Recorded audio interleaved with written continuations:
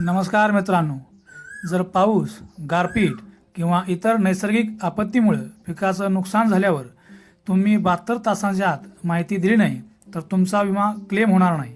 होय, अनेक शेतकऱ्यांना हा महत्त्वाचा नियम माहीत नसल्यामुळे मोठं नुकसान सहन करावं लागतंय.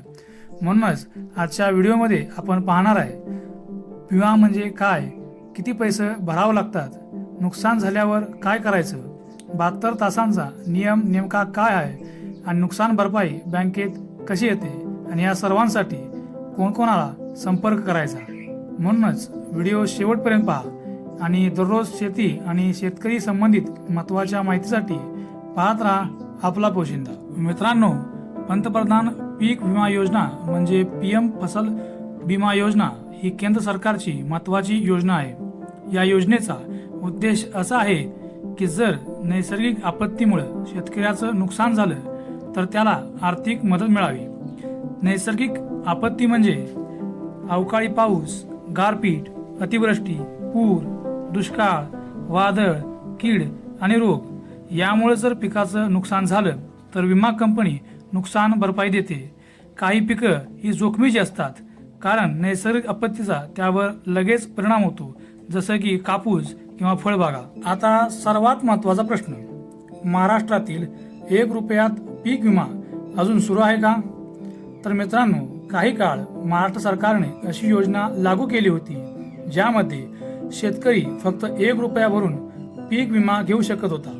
बाकीचा प्रीमियम म्हणजे बाकीची रक्कम सरकार भरत होतं. यामुळे लाखो शेतकऱ्यांना 1 रुपयात पीक विम्याचा फायदा झाला. मात्र नंतर सरकारनं या योजनेत बदल केला. आता अनेक भागांमध्ये पुन्हा पहिल्यासारखाच PM फसल विमा योजनेच्या रेग्युलर प्रीमियम स्ट्रक्चरनुसार विमा भरावा लागतोय. साधारणपणे खरीप पिकांसाठी 2%, तर रब्बी पिकांसाठी 1.5% आणि काही नगदी पिकांसाठी 5% प्रीमियम भरावा लागू शकतो. म्हणून प्रत्येक जिल्ह्याची अधिकृत अधिसूचना तपासणे खूप महत्त्वाचं आहे. आता सर्वात महत्त्वाचा प्रश्न म्हणजे 72 तासांचा नियम. जर अवकाळी पाऊस, गारपीट, पूर, वादळ किंवा इतर कोणत्याही नैसर्गिक आपत्तीमुळे तुमच्या पिकाचं नुकसान झालं तर तुम्हाला 72 तासांच्या आत तक्रार नोंदवावी लागेल. जर उशीर झाला तर विमा कंपनी तुमचा क्लेम रिजेक्ट करू शकते, म्हणजे विमा द्यायला नकार देऊ शकते. म्हणून नुकसान होताच फोटो काढा, व्हिडिओ काढा आणि तक्रार नोंदवा. तर तक्रार कुठे नोंदवायची? 1. तुम्ही स्वतः क्रॉप इन्शुरन्स ॲपवर जाऊन तक्रार नोंदवू शकता. 2. CSC म्हणजे ग्राहक सेवा केंद्रावर जाऊन आपली तक्रार नोंदवू शकता. 3.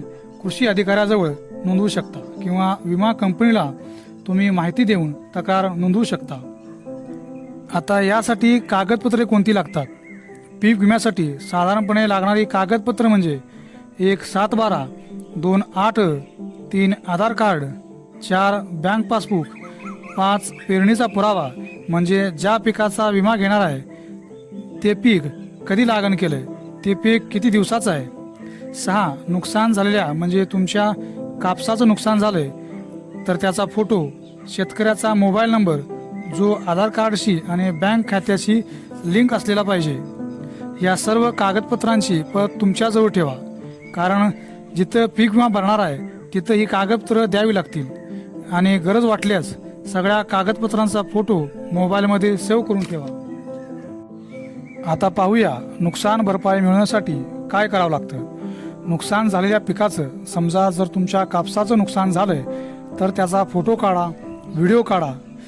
दुसरं म्हणजे कोणत्याही परिस्थितीत आधी सांगितलेल्या ठिकाणी जाऊन 72 तासांच्या आत तक्रार नोंदवा. तुमच्या शेतात पंचनामा करण्यासाठी अधिकारी येतील, त्यांना योग्य ती माहिती द्या, त्यांच्याकडून व्यवस्थित पंचनामा करून घ्या. नंतर तुम्ही दिलेली कागदपत्र, पंचनामा करायला आलेल्या अधिकाऱ्याला दिलेली माहिती आणि त्यांनी केलेला पंचनामा यांची पडताळणी होते. मग तुमचा विमा मंजूर केला जातो. त्यानंतर तुमच्या खात्यात पैसे जमा होतात. पैसे जमा झाल्यावर तुम्हाला मेसेज येईल.